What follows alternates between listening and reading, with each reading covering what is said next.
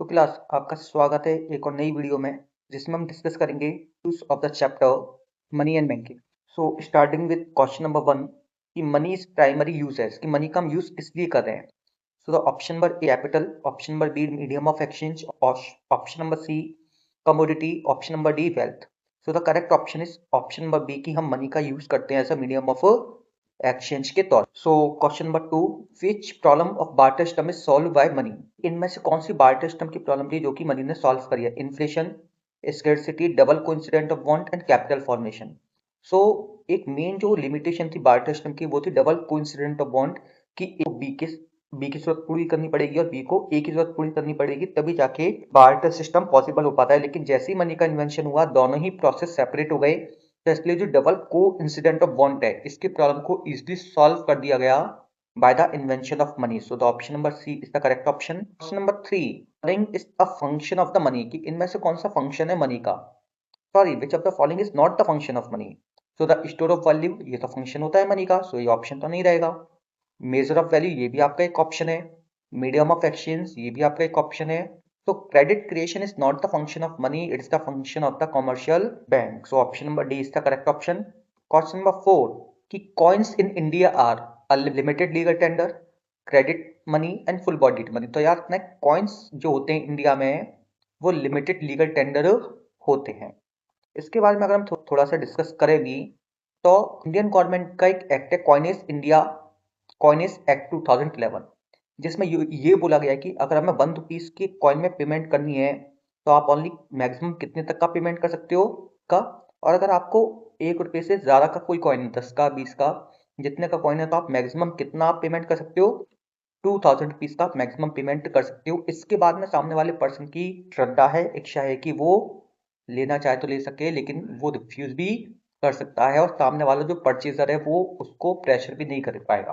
तो क्यों? Because of the some reason, because कहीं ना कहीं जो कॉइन्स होते हैं उनको एडजस्ट करना और वीकेंड से काउंट करना, उनको उनको स्टोरेज करना थोड़ा डिफिकल्ट टास्क होता है। इसके लिए पर्टिकुलर एक्ट लेके आया गया। तो याद रखना है कि जो आपका कॉइन्स है इंडिया में वो एक लिमिटेड लीगल टेंडर काउंट होते हैं। Question number 5, paper currency notes are की पेपर करेंसी क्या है? तो कॉइन्स आपके लिमिटेड लीगल टेंडर है but paper currency limited legal tender रहने वाली है। So the option number C is the correct layer. Question number 6 कि फुल बॉडीड मनी का मतलब क्या होता है? तो याद रखना है फुल बॉडीड मनी एक ऐसी मनी होती है जिसमें जो फेस वैल्यू होती है और जो इंट्रिंसिक वैल्यू होती है वो हमेशा इक्वल होती है। So option number C is the correct option.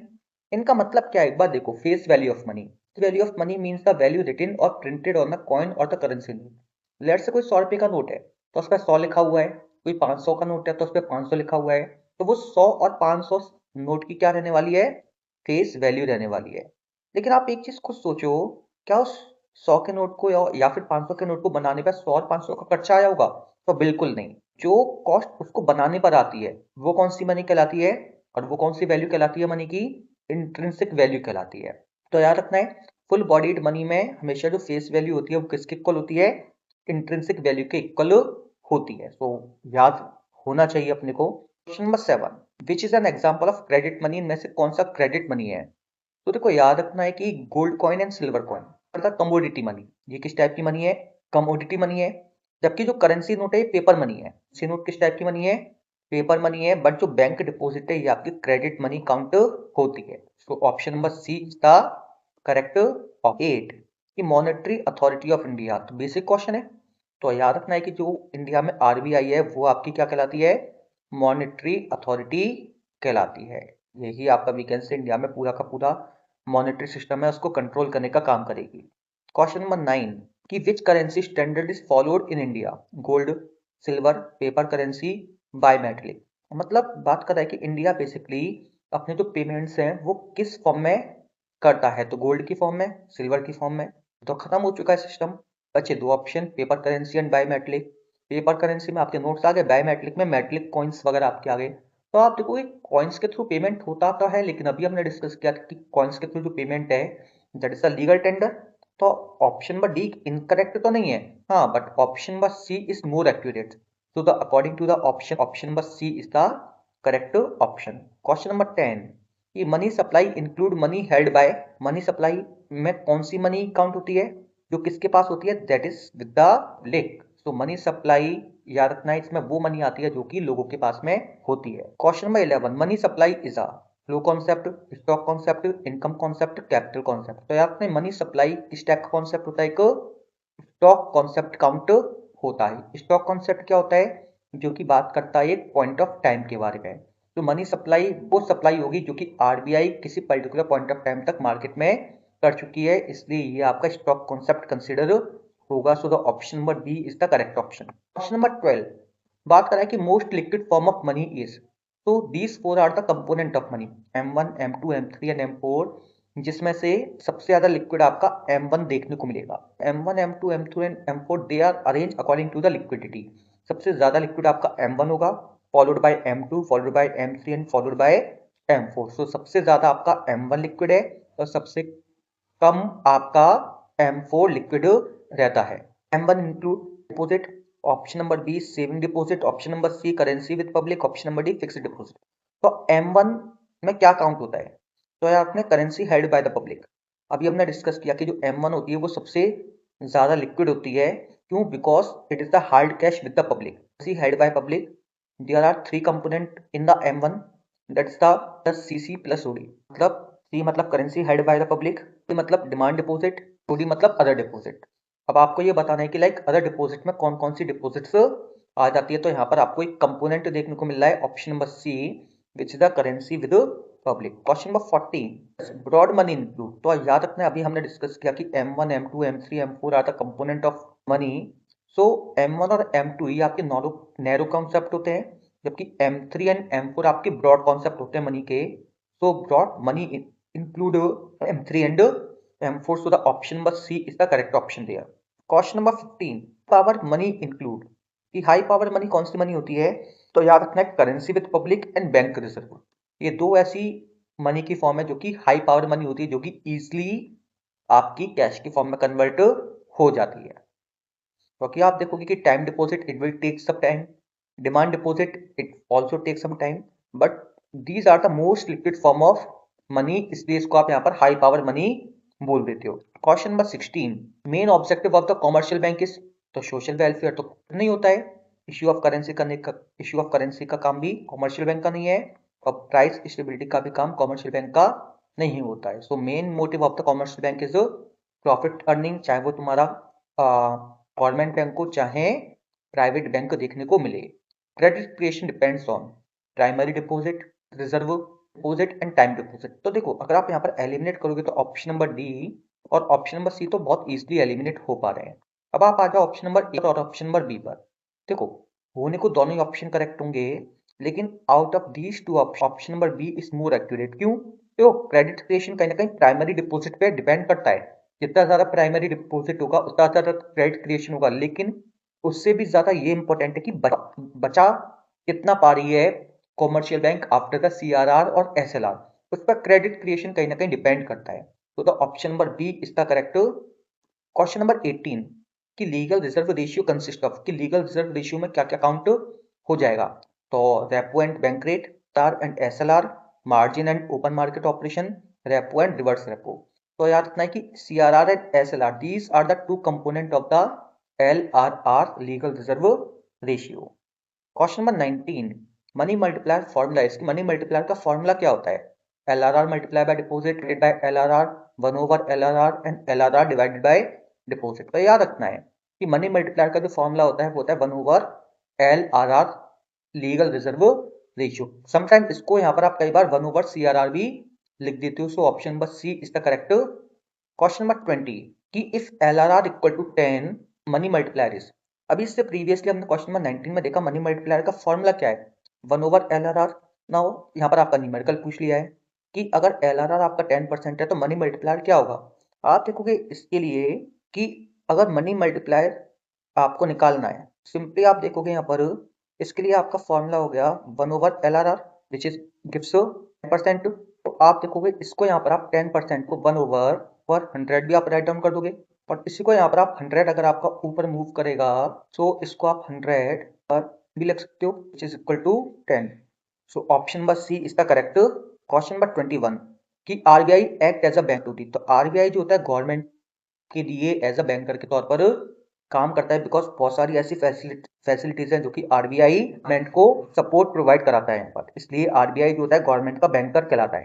Question number 22, which is not the function of RBI, की आरबीआई का कौन सा फंक्शन नहीं है, नॉट पूछा गया है। Bank of issuing note word यहाँ पर मिसिंग है, तो याद रखना ये तो फंक्शन है। बैंकर्स बैंक भी है। क्या आरबीआई लोगों से डिपॉजिट एक्सेप्ट करता है? क्या हम और आप जाके आरबीआई में अपना खाता खुला के उसमें पैसे जमा कर सकते हैं? सुनो, याद रखना है कि it is not the function of RBI, it is the function of commercial bank, कि हम अपने खातों को कॉमर्शियल बैंक में खुलाते हैं, ना कि आरबीआई में खुलाते हैं। So option number C is the correct option, कि it is not the function of RBI. 23, lender of last resort means, कि लेंडर ऑफ लास्ट रिसोर्ट का मतलब क्या है? It is the most important function of the RBI. So याद रखना है कि अगर कॉमर्शियल बैंक को कोई भी क्राइसिस है, किसी बहुत बुरी कंडीशन में कोई भी कॉमर्शियल बैंक फंस गई है, उस वाले केस में उस बैंक की हेल्प कौन करता है? केस। और इसी फंक्शन को यहाँ पर आप क्या बोलते हो? Lender of the last resort. So option number C is the correct option. 24, custodian of foreign exchange implies, की कस्टोडियन ऑफ फॉरेन एक्सचेंज का मतलब क्या होता है? तो RBI print foreign currency? No, ऐसा तो नहीं है कि आरबीआई आपका फॉरेन करेंसी छापने बैठेगी। आरबीआई रेगुलेट जरूर करती है फॉरेन करेंसी को। तो सप्लाई एंड डिमांड का जो काम है वो कहीं ना कहीं टैकल करने का काम, मीट कराने का काम किसका होता है? आरबीआई का होता है। तो the option number B is the correct. Question number 25, की clearing house function refer to the, तो आरबीआई का अगेन एक इंपॉर्टेंट फंक्शन होता है क्लियरिंग हाउस फंक्शन। तो इसका मतलब क्या है? तो याद रखना है कि लाइक कोई भी बैंक है और कोई बी बैंक है, उनके बीच में कोई भी ट्रांजेक्शन हो रहा है, तो उसको सेटलमेंट करने का काम किसका होता है? आरबीआई का होता है, which is called clearing house function of the RBI. So option number B is the correct option, कि settlement of the interbank claim, दो या फिर दो से ज्यादा बैंक के बीच में जो क्लेम्स है उनको सेटलमेंट करने का काम किसका है? आरबीआई का है। 6, repo rate is the rate at which, की रेपो रेट कौन सा रेट होता है? बैंक लैंड टू आरबीआई, जिसमें बैंक आरबीआई को पैसा दे रही है, RBI lend to the bank, जिसमें आरबीआई बैंक को पैसा दे रहा है, bank lend to the public and government borrow from the RBI. तो याद रखना है कि वो रेट जिस रेट पर आपका bank RBI sorry RBI bank को पैसा देती है, वो रेट हमारा क्या कहलाता है? और जिस पर बैंक आरबीआई को पैसा देती है ये आपका कहलाता है reverse repo rate. But here the question is talking about the repo rate, तो the option number B is the correct. Question number 27, की increase in repo rate will, तो आपको याद रखना है चाहे आपका रेपो रेट बढ़े, चाहे रिवर्स रेपो रेट बढ़े, चाहे कैश रिजर्व रेशियो बढ़े, चाहे लिक्विडिटी रिजर्व रेशियो बढ़े, तो हर एक केस में आपका मार्केट में जो मनी सप्लाई है वो क्या हो जाएगी? कम हो जाएगी। इसका option number B is the correct, that is decrease in money supply. Question number 28, कि रिवर्स रेपो रेट इंक्रीज, अभी हमने डिस्कस किया इन द प्रीवियस क्वेश्चन कि चाहे कोई सा भी रेट बढ़ेगा हमेशा मार्केट में मनी सप्लाई क्या हो जाएगी? कम हो जाएगी। So the option number C is the correct here. Question number 29, की लाइक ओपन मार्केट सिक्योरिटी में, लाइक बात करें open market sale of security by RBI की, अगर आरबीआई मार्केट में सिक्योरिटी को सेल कर रहा है तो इसका इंपैक्ट क्या पड़ेगा? तो याद रखना है कि अगर आरबीआई मार्केट में सिक्योरिटी को सेल करेगा तो इस वाले केस में मनी सप्लाई क्या हो जाएगी? कम हो जाएगी। बिकॉज कहीं ना कहीं अब आरबीआई सेल कर रहा है, इसका मतलब हम लोग खरीद रहे हैं, जब हम किसी भी सिक्योरिटी को खरीदेंगे तो हमारे पास से पैसा चला जाएगा, तो मार्केट में जो डिमांड है, मार्केट में जो सप्लाई है वो क्या हो जाएगी? कम हो जाएगी। So the option number B is the correct. Question number 30, कि मार्जिन रिक्वायरमेंट का मतलब क्या है? मार्जिन रिक्वायरमेंट रेफर टू, तो देखो मार्जिन मतलब क्या हुआ, एक एग्जांपल के थ्रू अगर हम समझें कि हमने 10 लाख का लोन लिया, तो उस 10 लाख के लोन को लेने के लिए मैंने 12 लाख की चीज गिरवी रखी, एज कोलेटरल के तौर पर रखी, तो कहीं ना कहीं 2 लाख का बीच में डिफरेंस आ रहा है कि नहीं आ रहा? तो वही 2 लाख हमारा क्या कहलाता है? मार्जिन कहलाता है। तो the difference between loan and the value of security. तो option number B is the correct, कि 1 rupees note is issue by, कि 1 रुपीज का नोट इश्यू कौन करता है? तो याद रखना है का जो नोट है वो आपका इशू करती है यहाँ पर ministry of finance, not the RBI.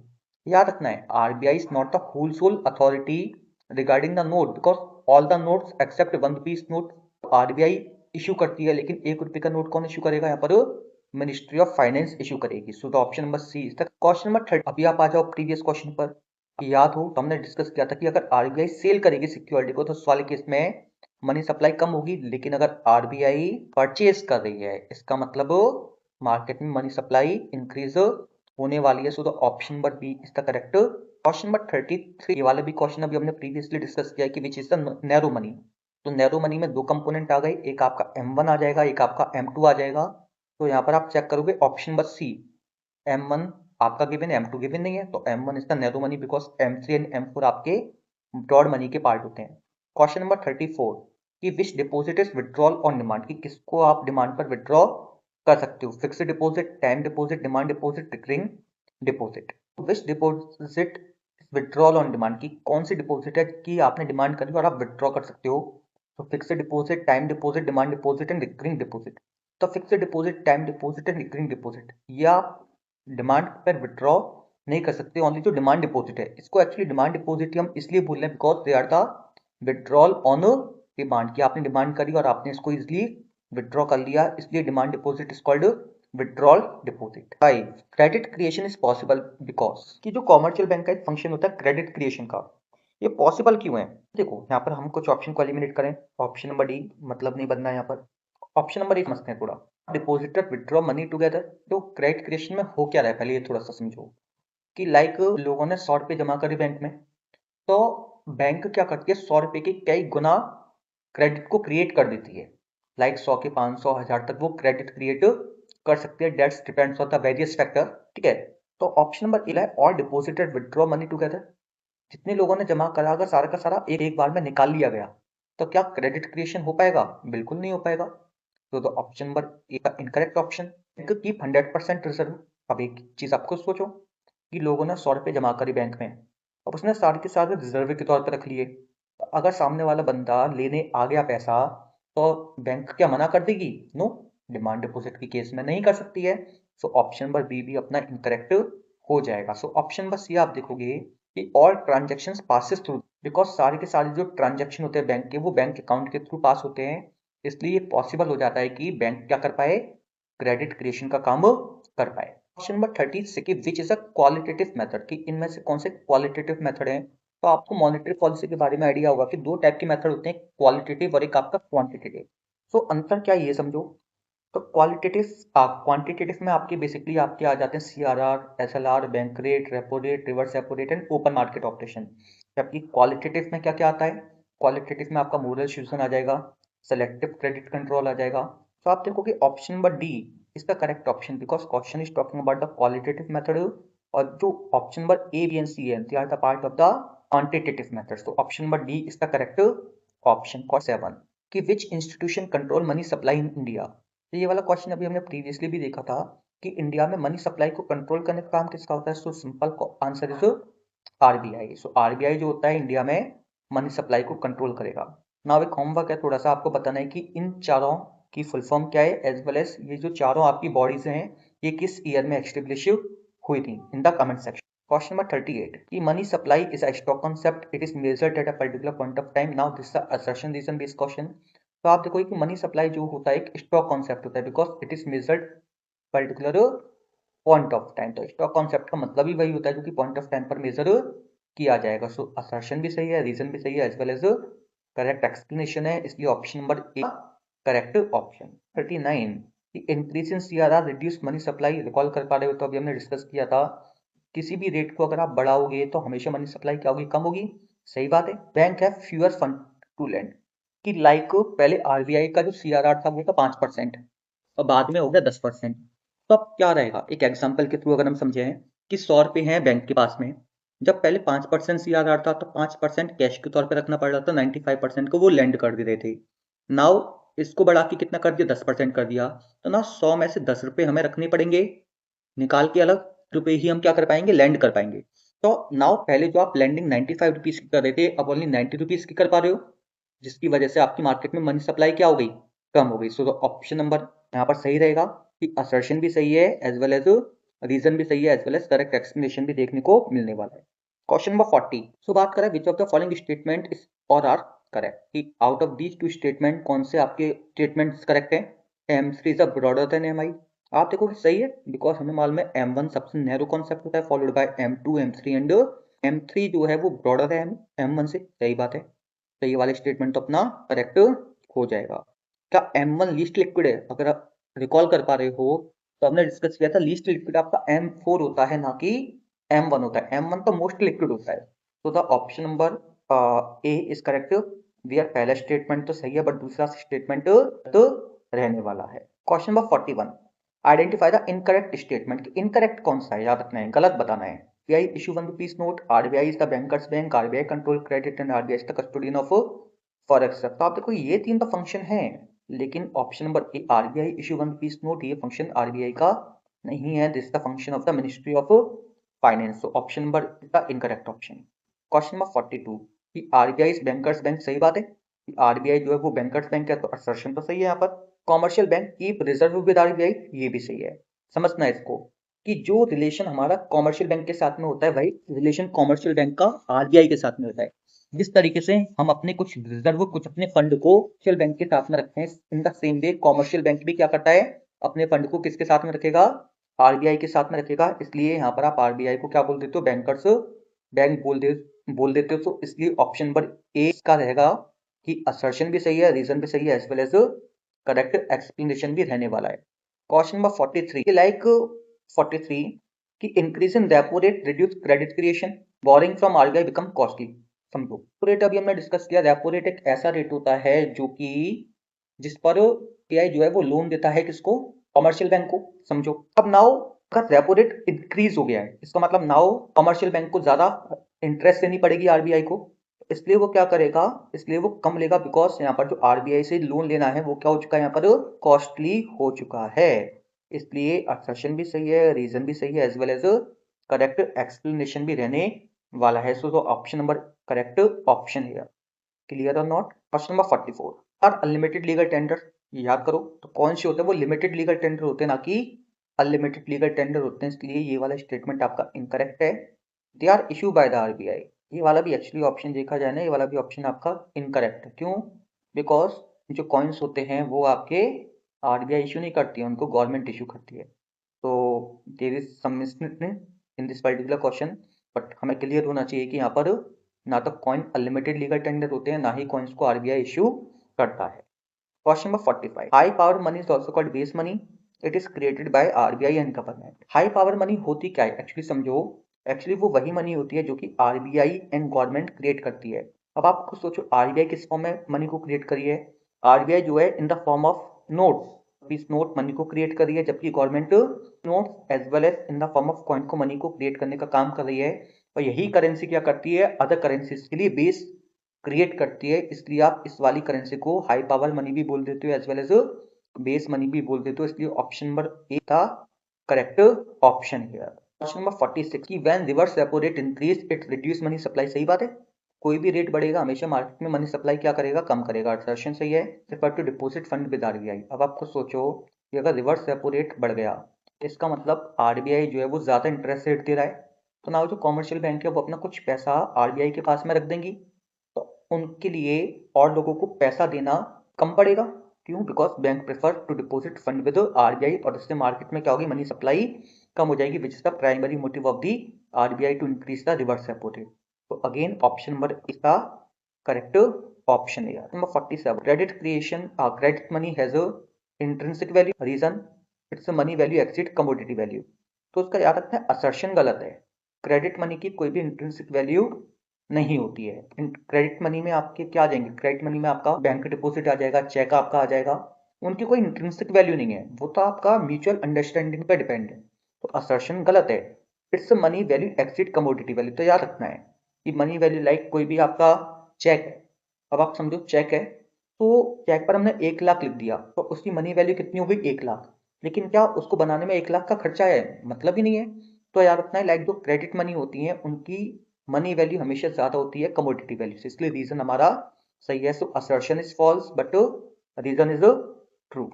Question number 40 RBI issue 1 rupees note, RBI has monopoly of note issue. अब समझते हैं, थोड़ा सा कंफ्यूजिंग क्वेश्चन है। आरबीआई क्या 1 रुपीज के नोट को इशू करता है, no, yes monopoly of note issue. देखो ये वाला स्टेटमेंट आपका पार्शियली करेक्ट है। पार्शियली करेक्ट का मतलब क्या हुआ कि मोनोपोली नहीं है, बिकॉज 1 रुपए का नोट को इशू मिनिस्ट्री ऑफ फाइनेंस कर रही है, आरबीआई तो कर नहीं रहा है। तो ये वाला स्टेटमेंट आपका पार्शियली करेक्ट है। तो उस सेंस में इसको हम बोल सकते हैं कि ए आपका क्या रहेगा, फॉल्स रहेगा, बट आर आपका क्या रहेगा, ट्रू रहेगा। But again R is partially correct है। Question number 49 which of the statement is correct, M4 is the narrow money, बिल्कुल नहीं। M4 जो होता है ब्रॉड होता है। M1 is the broad money, no, M1 हमारा नैरो मनी कहलाता है। M3 is the broad money, yes. याद रखना है M3 एंड M4 जो होते हैं दोनों ब्रॉड मनी होते हैं, जबकि M1 और M2 are the narrow money. So the option number C is correct option. Question number 50, identify the incorrect statement की इनकरेक्ट कौन सा है इसमें। आरबीआई कंट्रोल क्रेडिट सही है ये तो। Commercial bank issue currency, no, commercial bank जो होती है करेंसी को इशू नहीं करती है, ये क्रेडिट क्रिएशन का काम करती है, इसलिए ये ऑप्शन हमारा इनकरेक्ट हो जाएगा। आरबीआई कस्टोडियन है, सही बात है, और आरबीआई जो है बैंकर ऑफ द गवर्नमेंट है, ये भी करेक्ट स्टेटमेंट है। क्वेश्चन नंबर 50, अगर मनी मल्टीप्लायर का फॉर्मूला 1/LRR होता है, सही बात है, money multiplier equal to 1/LRR। Higher LRR increase money creation, तो देखो स्टेटमेंट 1 सही है। अब ये समझना थोड़ा, money multiplier equal to 1/LRR, तो मनी मल्टीप्लायर का और LRR का इनवर्स रिलेशन है। इसका मतलब क्या है कि अगर LRR बढ़ेगा तो मनी मल्टीप्लायर कम होगा, लेकिन इसने क्या बोल दिया, इंक्रीज बोल दिया है। ऐसा तो नहीं है कि दोनों बढ़ेंगे या फिर दोनों कम होंगे, फिर तो ये पॉजिटिव रिलेशन आ गया, लेकिन दोनों के बीच में एक्चुअली है कैसा रिलेशन, नेगेटिव। तो याद रखना स्टेटमेंट पहला तो सही है लेकिन दूसरा स्टेटमेंट इनकरेक्ट है, so the option number B A का correct. Question number 52, RR is kept with RBI, cash reserve ratio actually समझना यहाँ पर क्या है। कैश रिजर्व रेशियो वो पार्ट होता है टोटल डिपॉजिट का जो कि आरबीआई के पास में रखना होता है कॉमर्शियल बैंक को इन द फॉर्म ऑफ कैश, तो ये तो सही है। SLR is kept with bank, समझना, एसएलआर मतलब स्टैच्यूटरी लिक्विडिटी रेशियो, ये भी आपका टोटल डिपॉजिट का वो पार्ट होता है जो कि कॉमर्शियल बैंक को रखना पड़ता है in the form of gold, in the form of government security, क्या but with RBI no, RBI के पास इसको रखने की जरूरत नहीं है, इसको बैंक अपने पास ही मेंटेन करके रखती है, इसलिए दोनों स्टेटमेंट सही हैं, so the option number C is the correct option. So class ये थे हमारे चैप्टर के एमसीक्यूज, ठीक है, इसमें कुछ पीवाईक्यूज भी हैं, सो आई होप ये वाला सेशन आपको अच्छा लगा होगा। तो ऐसे ही सेशन के लिए जुड़े रहिए इकोनॉमिक्स विद प्रतीक से, शेयर कीजिए इन वीडियोस को अपने दोस्तों के साथ ताकि भी अपकमिंग बोर्ड एग्जामिनेशन में इन वीडियोस का फायदा उठा पाए, एंड सब्सक्राइब करना ना भूलें economics with Prateek. Thank you.